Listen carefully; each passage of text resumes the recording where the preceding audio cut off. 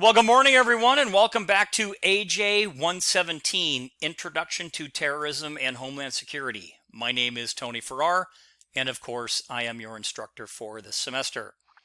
So this week's lecture is going to cover Chapter 5, where we are going to take a look at terrorist organizations and actually an in-depth look at their structure, because this really is an important aspect to any terrorism organization. So we have a lot of content to cover.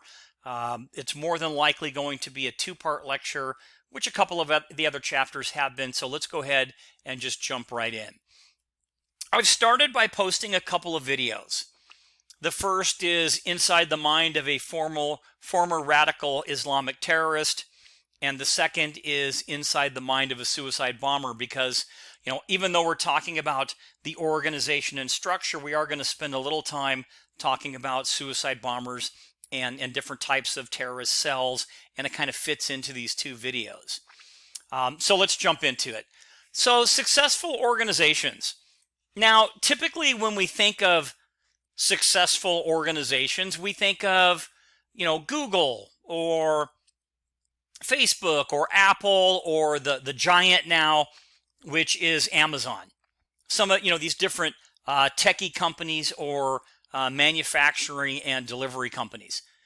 And when you define an organization, and I've posted the definition for you, it says here an organized body of people with a particular purpose, more specifically or especially a business, society, association, etc.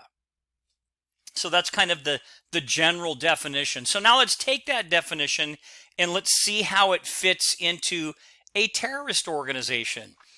Is it the same as a business in a sense? And we'll kind of look at some of the commonalities. So organizations have existed for centuries. Alexander the Great used one to conquer much of the known world, and the first bishops created the Catholic Church, and Catholicism became a worldwide religion. And these examples illustrate an important characteristic of organizations, and that being that they are all oriented towards achieving goals. Organizations exist to do the things that perhaps a single person or even a few people are unwilling to do or actually can't do by themselves. To illustrate, for a terrorist movement to launch a complex attack on, let's say, a hard target, such as a military base, it's going to require an organization that can effectively collect and evaluate intelligence and plan the attack and collect the equipment, train the attackers, get them to the location, make the assault, collect whatever it is that they're going to take from that location, including prisoners, and then withdraw back to a safe position. And then, one individual or two really can't do that. It's going to take an entire organization, fine-tuned, if you will, in order to carry that out. Now, even well-established organizations don't always run smoothly. And for new startup terrorist organizations, typically life is pretty hazardous.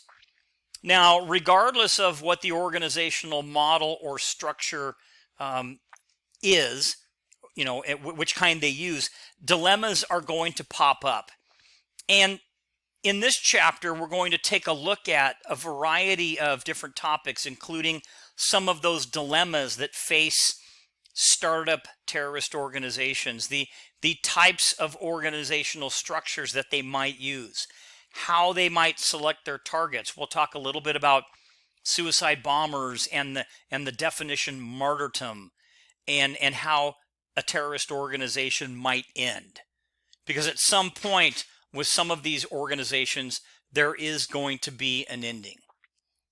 So terrorist movements have to develop some form of organizational structure. They need to do this in order to ensure their continued existence and progress toward achieving their goals. And I threw a couple of different slides in from one of my gang presentations that while this is an organized criminal entity, if you will, you can still kind of equate this to an organization and a hierarchy, if you will. And even these terrorist organizations are going to have different levels of hierarchy. So here you have the California Mexican Mafia. Here you have the Vagos outlaw motorcycle gang. So we have different chapters, but it still is an organization. And then even locally with a smaller street gang, you still have a hierarchy and an organization. So terrorism in all reality isn't any different than some of these groups that we're looking at. Now, Fritsch notes that in choosing an organizational structure, terrorist movements face 5 key dilemmas.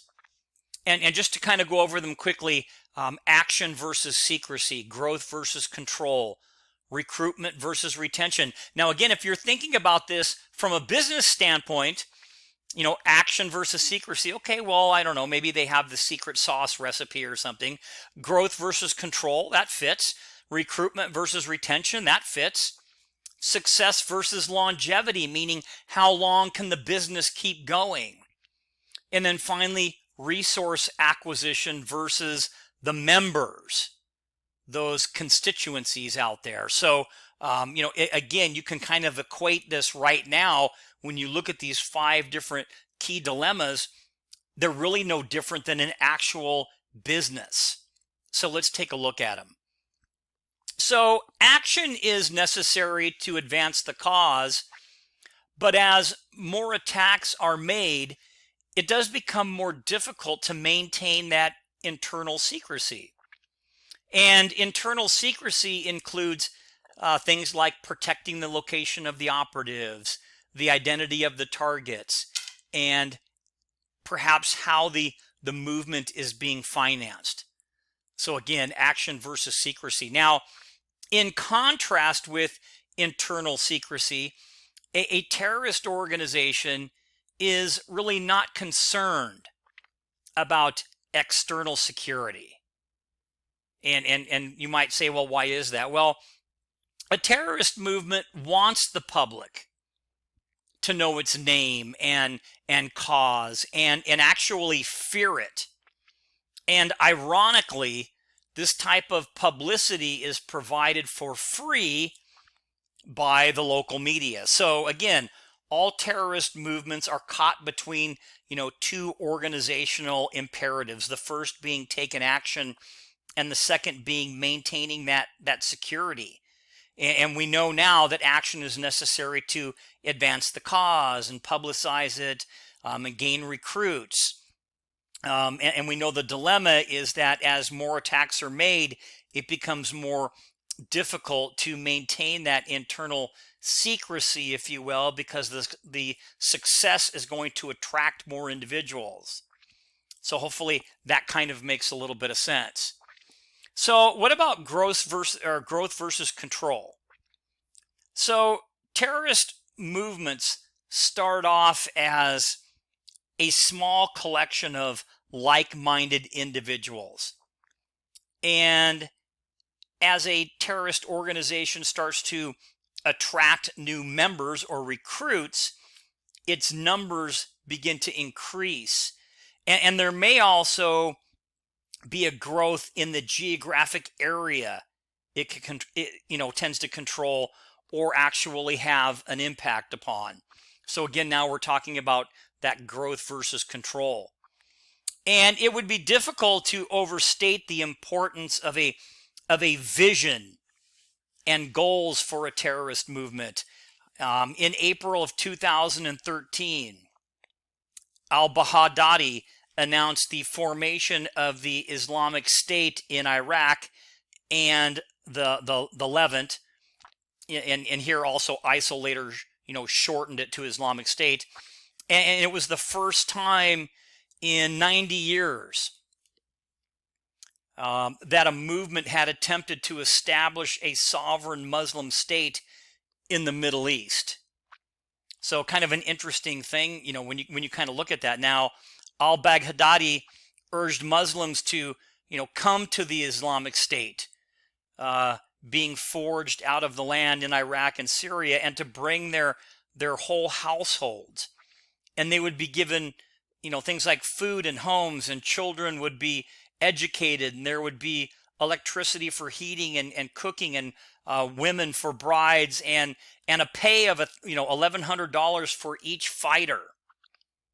And because of this, excitement was palatable, meaning you could see it, and produced what has been called the Great Jihad Migration, swelling the ranks of IS. And it is thought that people from 100 countries may have joined IS in Syria as a result of this. So growth versus control. So, in order to facilitate growth, there is going to have to be some operational control that is relinquished. And there'll be levels of involvement in terrorist organizations. And we'll look at a little chart, but there's going to be your hardcore leadership. There's going to be a cadre, what they call a cadre, which is a group of core members. There'll be active supporters, and there will be passive supporters. So, again, you have to kind of break these up into different levels of groups or individuals. So here's a chart that kind of helps you with that. And these are basically levels of involvement in terrorist organizations. So you have, again, the hardcore leadership at the top. You have the cadre beneath it. You have active supporters and then passive supporters. And if you want definitions, here's the table I was talking about, where it talks about hardcore leadership. And the action taken is these folks may have helped to establish the organization or have come up through the ranks by being promoted. And they help establish the vision, the strategy, the policy, the rules. The cadre is overall the dependable nucleus or the core group. And then you have active supporters. These are individuals that participate in fundraising and other activities such as providing safe houses or medical care or transportation. And then you have the passive supporters. And these are those that are sympathetic to the goals of the terrorist organization, but not committed enough to actually take an active role. And hopefully that makes sense. So they may assist a front for the terrorist organization and not be fully aware of its true purpose. So again, these are passive individuals. So levels of involvement within a terrorist organization. So next, recruitment and retention. So the terrorist movement, Al-Shabaab, organized an actual press conference in Somalia. And its purpose was to show off an American-born recruit. So the the individual that we're talking about, so it's the 27-year-old Omar Hamami left Alabama in, I believe it was 2006, and joined the clan-based terrorist group Al-Shabaab. And later Hamami took the same name of Abu Mansur Amariki, the American. And 7 years later, after a series of public disagreements with Al-Shabaab, the movement killed him in an ambush. But again, this shows you that when we're talking about recruitment and retention, how they actually recruit, and how these organizations will use media, specifically the internet, in order to assist them in recruiting.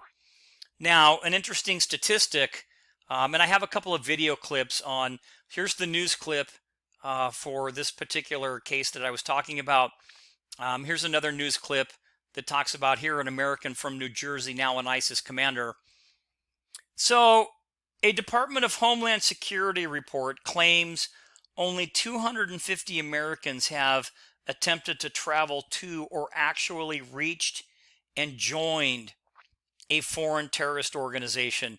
But that same report estimates that 25,000 people have gone to the Syrian battlefield to join radical Islamic movements, 4,500 of whom are Westerners.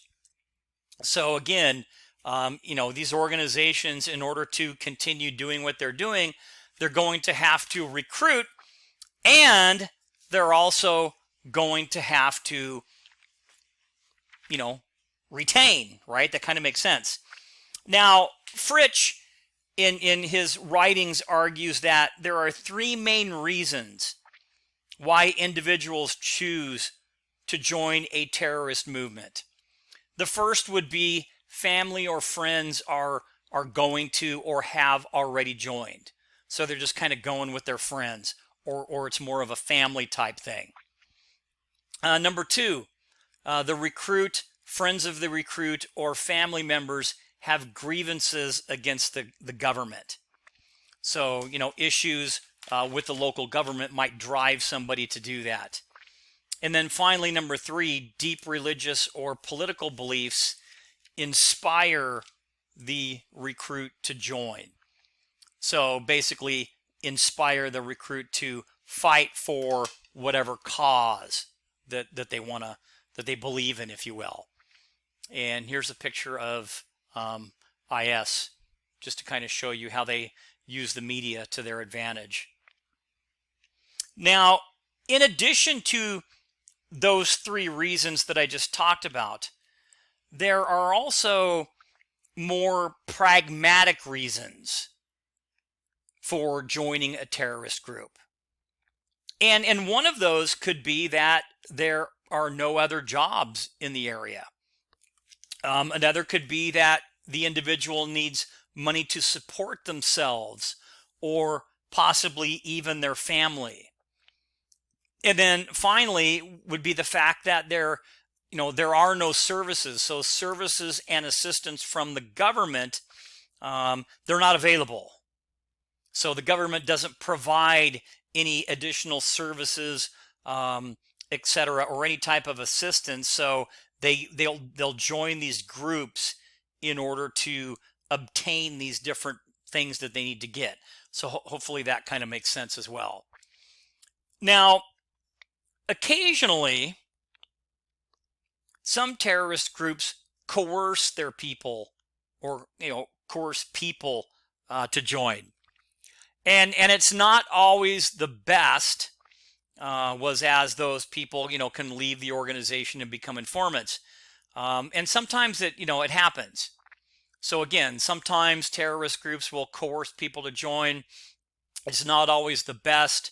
As those people, they can leave the organization and later become informants. So if there's a way that they can get out, so that does happen every once in a while.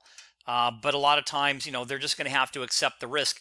I also have a pretty interesting video clip here talking about an FBI undercover sting as it relates to terrorism recruitment that you can take a look at if you want.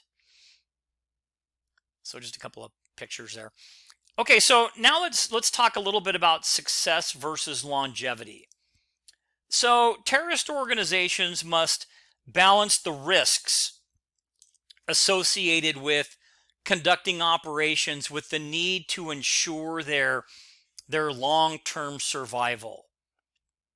The use of terror attacks against unarmed, defenseless civilian targets fulfills both of these needs. Terrorists feel assured that their casualties will be light, and if mass casualties can be inflicted in this attack, it will attract financial supporters and even new recruits to join the organization. Now, these supporters and new recruits are essential for the continued life of the movement. Now, still only about 5% of newly formed terrorist organizations actually exist after their first year. So what else can they do, these organizations, if you will, in order to, not only be successful, but to extend their longevity?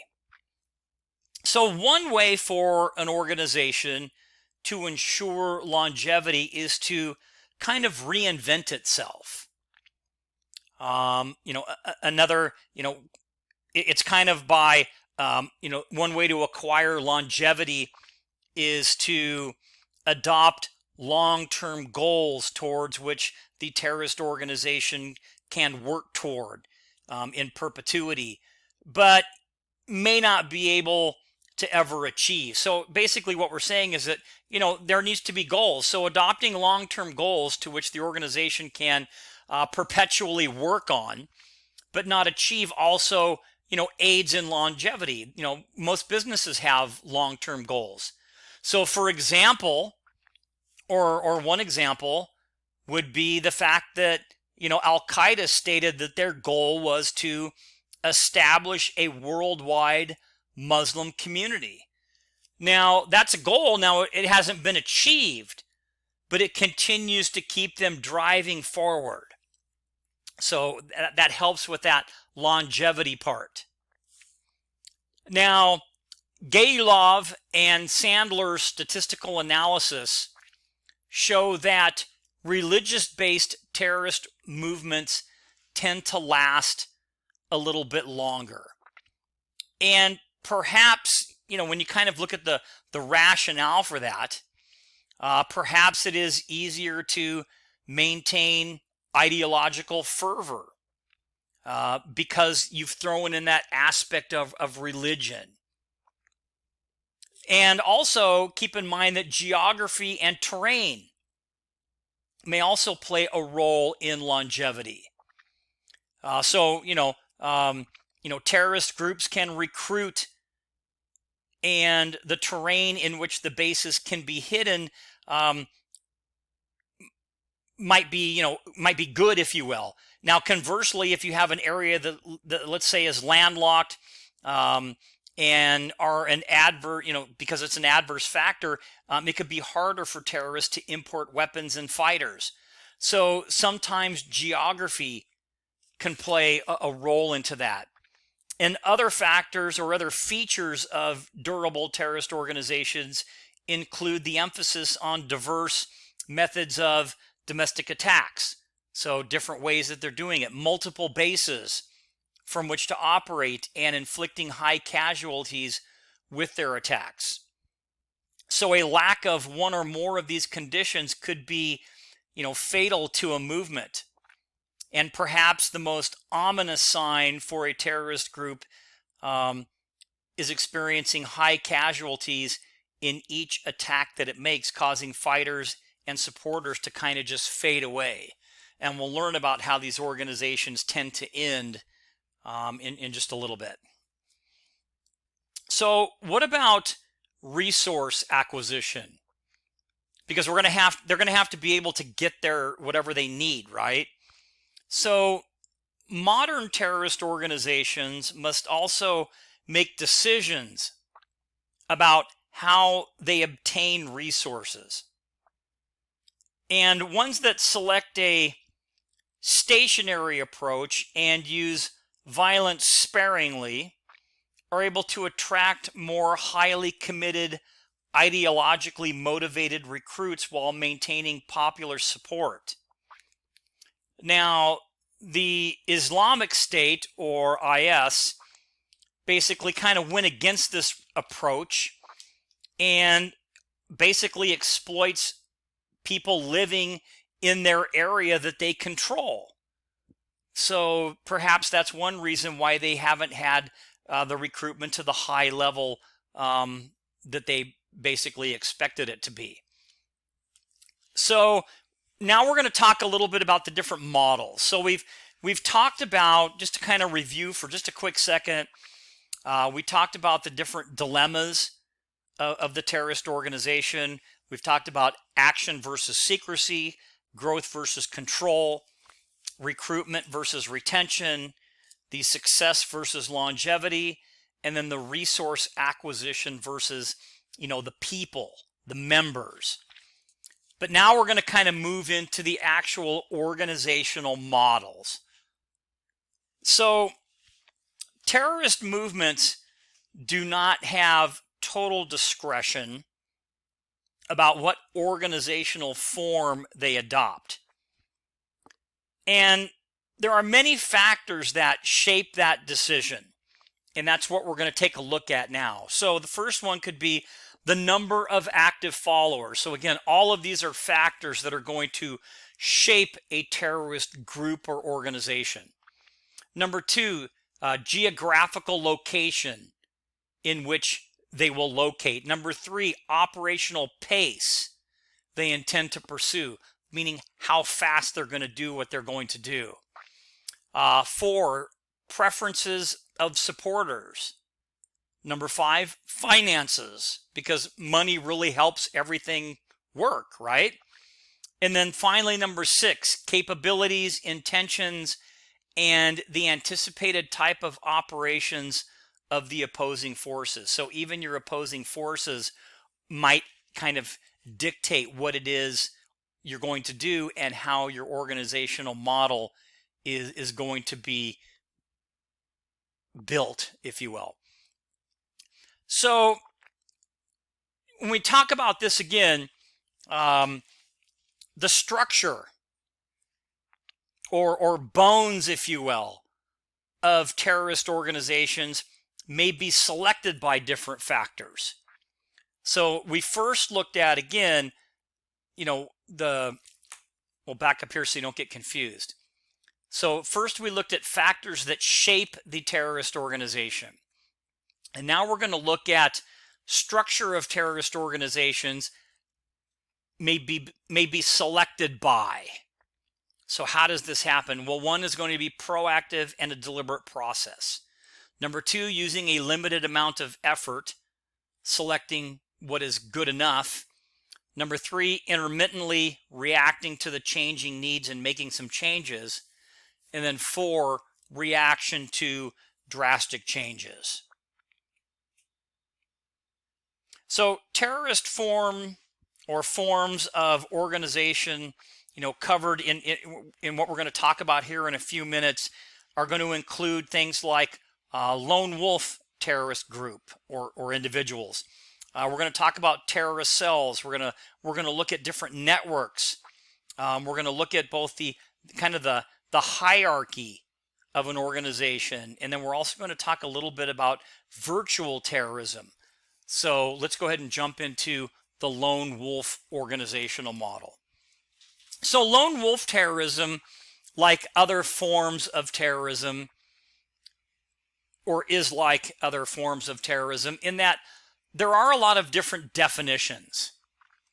A lone wolf is ideologically driven to violence or attempted violence, and personally plans and executes the attack. And as we go through the lecture, you'll see I have some links.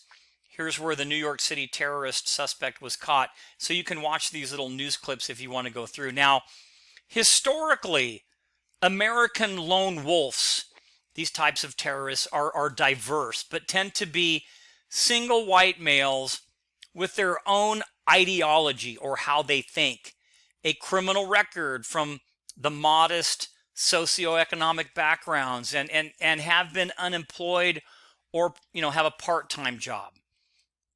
They are less well educated and older than the average member of a terrorist group in their mid-30s and tend to suffer from things like mental illness. Now, keep in mind, this is just kind of a general overview.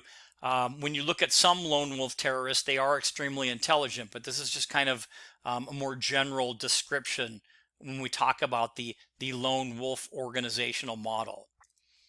So it is the smallest terrorist unit because it's one individual typically, seemingly comes out of nowhere, is one person alone, but can be very dangerous and lethal because they don't have constraints. They're not working with groups. They don't have a hierarchy to go through. They don't have a boss or somebody to report to. They do everything themselves at their own time. So a lot of times they're difficult to track.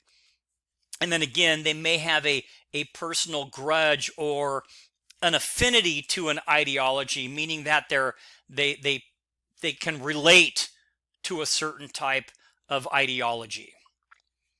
Now, from the 1940s to about 2000, 38 lone wolves committed 171 attacks, killing 98 people and injuring 305. Approximately 60% made only one attack, while the rest made more. The weapons that were used were primarily firearms and explosives, and typically self-contained, prevalent in the U.S. And they're hard to prevent. Again, because they're not a big group where you can track different members. They work on their own, so it makes things a little more difficult. Now, lone wolves have been responsible for things like mid-air plane bombings, vehicle bombings, letter bombings, hijackings, product contamination, and also anthrax attacks. And as you look at some of these photographs, you can see some of the crude devices. So here, this is a photo of the Boston bombing. And here's one of the suspects involved in that. So here's the two of them right here. So they had it in a backpack. Here's some different crude devices. Again, this is the shrapnel that's going to come off of this type of device. And if you can't tell, that's a cell phone. So that's going to be the detonator. Here's a letter bomb.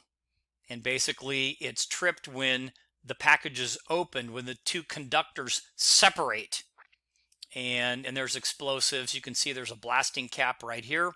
And there's shrapnel built in there. Anthrax, remember, that was a big scare when those things were being kind of mailed around all over the place. Most of them were not true anthrax incidents, but a lot of them were basic, kind of like fake ones where they would just scare everybody and send around envelopes with this white powder in it. Here's a closer photograph of what a letter bomb looks like. Pipe bombs, simple to make. You could probably go on the internet and it'll show you how to make one of these. Typically, it's going to be black powder inside of a metal tube with the ends here are screwed on, and then you're going to have a detonating mechanism. It's another type of a pipe bomb that has a radio-controlled detonation device. A couple of individuals that were involved in this lone wolf type terrorism would be Ted Kaczynski, the Unabomber, who sent packages around to different universities and to a couple of individuals' homes. So you might remember that case. And I have a link to the video about the Unabomber if you want to know a little bit more. I also have the full version documentary here. It's actually a pretty interesting story. You have Eric Rudolph, the Centennial Olympic Park bombing, 1996 Olympics. And then you have the fired and disgraced police officer Christopher Dorner from LAPD, who killed several civilians and law enforcement officers on his rampage through Orange County, Riverside County, and finally San Bernardino County. And I have a video that you can watch on his particular case as well. Okay, so whether a citizen of the United States or a legal resident living here, the lone wolf is a homegrown terrorist. An American lone wolf is self-radicalized and ordinarily shows little stomach for suicide attacks. A homegrown terrorist who uses Islam as the ideological basis for his or her attacks may be called a homegrown jihadist. Now, when religion is the driving ideology for an attack, it is sometimes referred to as deified terrorism. A discrete lone wolf, again, is hard to detect because he or she identifies the target, plans the attack, assembles the materials needed, doesn't have to communicate, coordinate, or get the approval from anybody else, and then executes the attack. Thus, the lone wolf is self-contained, which kind of enhances their operational security, if you will. So, an example here of an American homegrown terrorist, one who was self-radicalized, would be Nadel Malik Hassan. responsible for the Fort Hood shooting. And he grew up, I believe, in Virginia. So and then, but he did have, he was obviously self-radicalized and had some connections also, I believe, with some outside influence. So there are some trends in lone wolf terrorism in the United States that have occurred or are on the near horizon. And I kind of wanted to talk about those really quick. So first would be law enforcement and military personnel are being increasingly targeted. Next would be there is an increasing radicalization via the internet and in the civilian workplace. And then finally, lone wolves offer their personal ideology for attacking versus expressing any affinity for a specific terrorist movement. So what then is this, the process, this radicalization process? So the extrapolation, if you will, of Connor and Flynn's radicalization model, and you can find that on page 126 in your textbook, rests on 5 different points as it relates to lone wolves. So let's look at those points. So first would be, again, personal grudge or grievance. And they feel the need to call attention to it because of their grievance. Number 2, the receptive point or cognitive opening of a potential recruit occurs when external factors or events shake the lone wolf's reliance upon their tradition, their traditional precepts, if you will, and opens them up to new ideas or other ways of doing things. Number 3, a target to vent your moral outrage and anger. And that target is blamed for injustices, moral decline of society, pervasiveness of poverty, healthcare, and more. Number 4, that it's, this radicalization is bolstered by an ideology of anger or outrage, the need to just make it right. This is kind of the justification point, if you will. And then finally, number 5, the radicalization may act alone as a preference because of a lack of social skills, the inability to find others who have the same passion about the issues, or fear of being rejected by a terrorist organization. So they do it on their own because they have a lack of social skills and they're not really able to be forward enough to go out and recruit other people or find others that feel the same way they do. And they don't want to just go to the organization, the larger organization, because they don't want to be laughed at or ridiculed or rejected. So again, these are 5 points when we talk about the radicalization model. And it's on page 126 in your textbook, and it looks like this. So it talks about the grievances. So it's either personal, social, political. And then here, it's kind of where things resonate a little bit.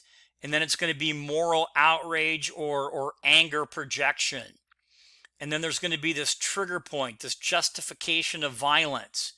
And you're either going to act with a group or you're going to act alone. And hopefully that kind of makes sense. And then you have, again, the ideological end state. So you have the radicalization, you have the mobilization. That's this part. Here's the radicalization. Here's the mobilization. And then the end state is the attack. So hopefully that makes a little bit of sense as well. All right, so now that we've kind of gone through the different aspects as it relates to the different models, specifically those lone wolf type models, let's now start to kind of go into the bigger models, but looking at cell organizational models and how these different cells work, and are there different ones? Because you're going to find out that there are. So let's go ahead and jump in. So a cell is basically multiple terrorists working cooperatively toward achieving a particular goal, such as raising funds or gathering intelligence or executing an attack. Now, alternatively, a cell may not be specialized, and all of these functions may be performed within a single cell. And various sources assert that there are 3 to 7, 4 to 12, or even more members in a cell. It depends kind of which book you read, I guess. And as a practical matter, the number of people in a cell just needs to be large enough to acquire all the skills needed, to do the job, but kept as small as possible to enhance operational security. So a cell, by definition, multiple terrorists working cooperatively towards achieving a particular goal, and we talked about some different things. The cell size is going to vary basically from 3 to 12, so typically in there. But at the end of the day, just enough people to have the skills needed to complete the task, because they're not going to put more in there than you really need. So just enough. Now, cell members don't have to be at or near the same location. However, this sometimes is the case. Now, alternatively, they could be located in different countries, and they really only need to meet when necessary. So just kind of keep that in mind as we're talking. Now, Al-Qaeda has adopted the concept of taqiyya, and this is basically being absolved for not following religious requirements. Because when they're in these cells, you're supposed to you're undercover. That's probably a good analogy to draw. And because you're undercover, you're going to have to act like regular Americans, if that kind of makes sense. So you may have to go against some of your religious requirements. And those could be things like shaving beards or praying 5 times a day or being involved in the Western lifestyle. So basically, well, that was I flipped a little bit ahead. Sorry about that. Let me go back here. So basically, the taqiyya absolves cell members from religious condemnation for shaving off their required beards, because you're required to have that, or not praying 5 times a day, as I said, or adopting that Western lifestyle so you can fit in, that undercover thing that I talked about. And foreign terrorist organizations, those the FTOs, they infiltrate individuals into the U.S. and other countries, and some may form as a cell after entry, and some may not. Those infiltrated may enter the country illegally under an assumed name or with forged identification papers, and terrorists entering under their legal names with student or tourist visas may not have been issued clean passports by states sympathetic to their cause. So let's talk a little bit about a couple more of these cell organizational models, and then we're gonna kind of go into the different ones. So a wolf pack. So here's a couple definitions for you. This is a group of lone wolves that form a cell, so they start to work together.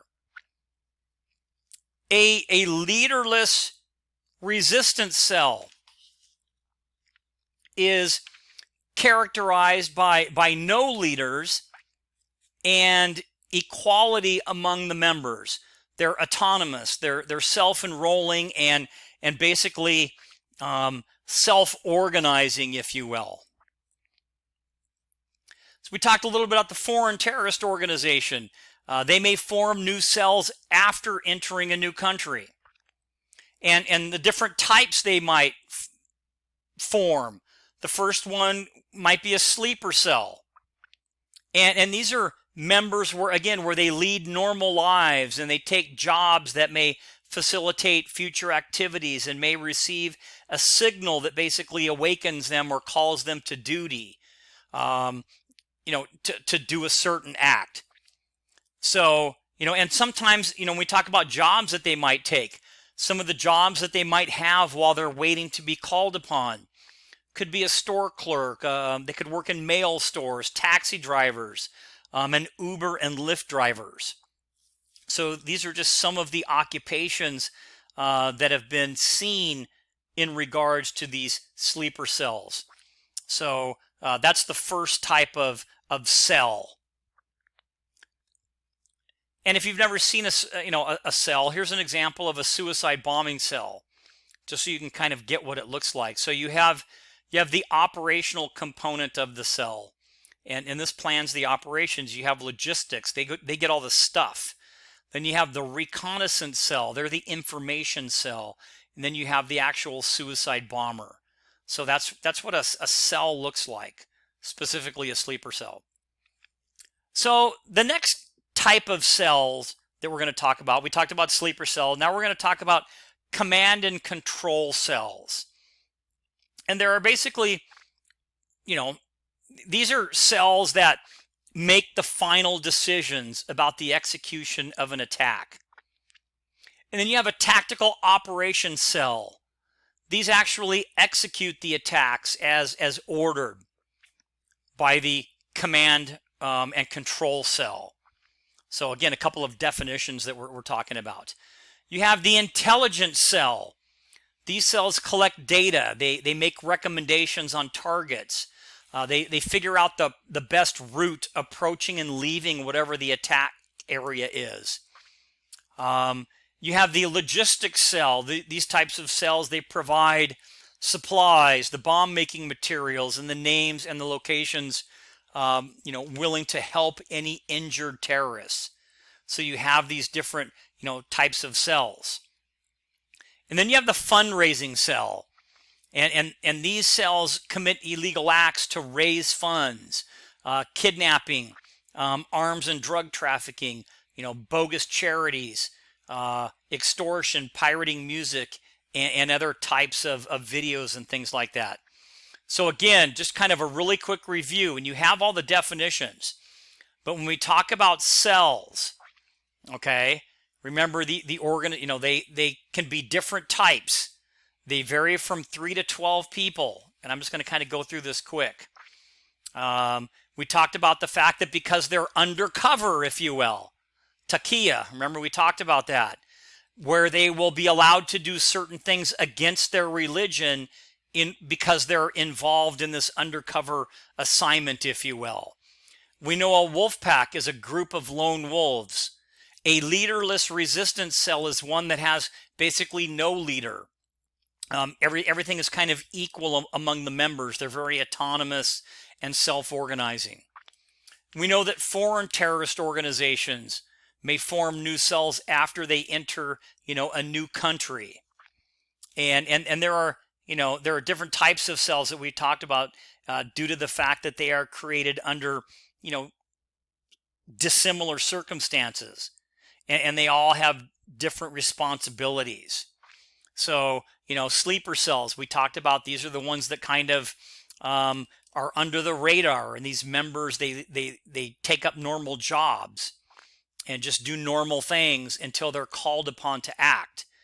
Some of the jobs, again, might be store clerks, mail. They might work in a mail store, taxi driver, Uber or Lyft driver.